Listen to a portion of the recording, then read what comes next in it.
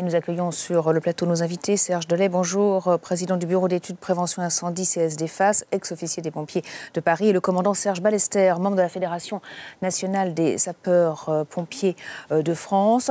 Donc on le voyait sur ces images impressionnantes, hein, l'immeuble est presque totalement calciné. Quelle est l'urgence maintenant, hein? Que font les sapeurs-pompiers qui sont encore très nombreux, 200 sur place? Disons que maintenant l'urgence, il reste éventuellement la priorité des secours, c'est la protection des personnes. Et donc éventuellement, encore s'il y a des sauvetages à réaliser, bien que là les situations est un petit peu particulières, sur notamment la stabilité des structures, l'urgence aussi c'est la sécurité des intervenants.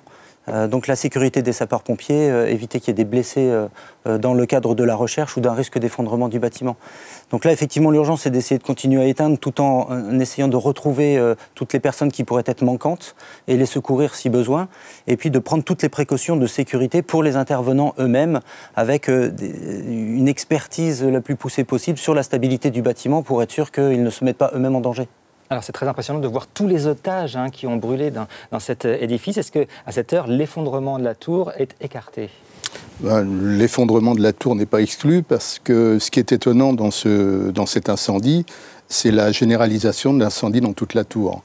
Ce qui laisserait à supposer qu'il y a eu des cheminements de propagation à l'intérieur de l'immeuble, soit des gaines, soit ça peut exister des chauffages à air pulsé qui est mis en communication, on a déjà eu des exemples de ce type, ou bien une structure du bâtiment à base de métal, et sous l'action de la chaleur, la structure a pu bouger et perméabiliser le bâtiment et laisser passer les gaz chauds et les flammes. Donc ce qui pourrait expliquer, et ce qui voudrait dire également qu'il y a certainement une instabilité de la structure sous l'effet de l'incendie. Et c'est pour ça que les pompiers doivent avoir beaucoup de mal pour aller reconnaître tous les niveaux et faire un bilan précis pour l'instant des victimes. Alors vous le disiez, hein, tous les appartements vont sans doute être inspectés. Est-ce qu'il y a espoir de retrouver des survivants? Et puis je crois qu'on est parti quand même pour des opérations de recherche qui s'annoncent assez longues. Assez longue, oui. Alors après, est-ce qu'il y aura des victimes? C'est quand on voit l'importance des dégâts et sachant connaissant la toxicité des fumées, sans parler de la chaleur.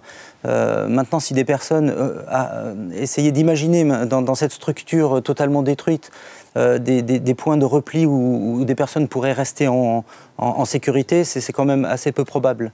Donc là, oui, les opérations vont être longues. Quant à la possibilité de retrouver des personnes qui ont pu se confiner sans être exposées aux dangers toxiques et mortels des fumées, ça me paraît quand même peu probable.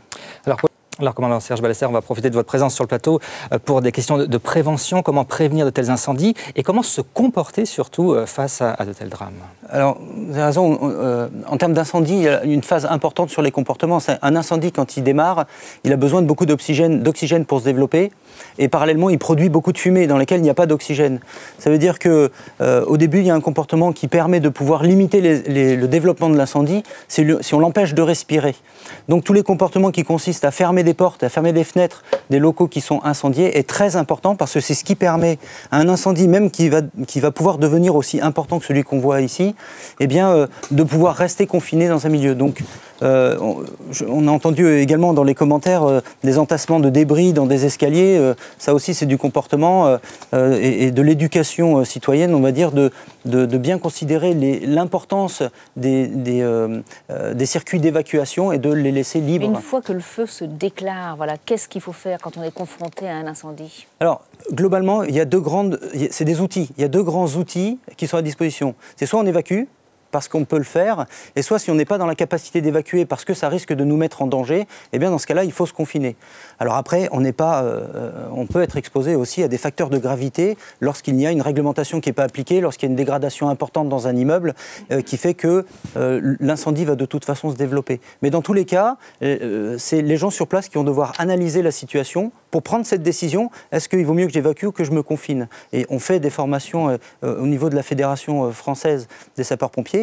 Il y a une commission d'éducation du citoyen qui crée des formations et des approches pédagogiques pour former le citoyen, pour justement avoir tous les éléments de connaissance qui leur permettent de prendre ces décisions pour avoir un comportement adapté face à un incendie. Voilà. Soit on évacue si on peut, soit on se confine. Merci. Merci beaucoup, commandant Serge Ballester. Et on retrouve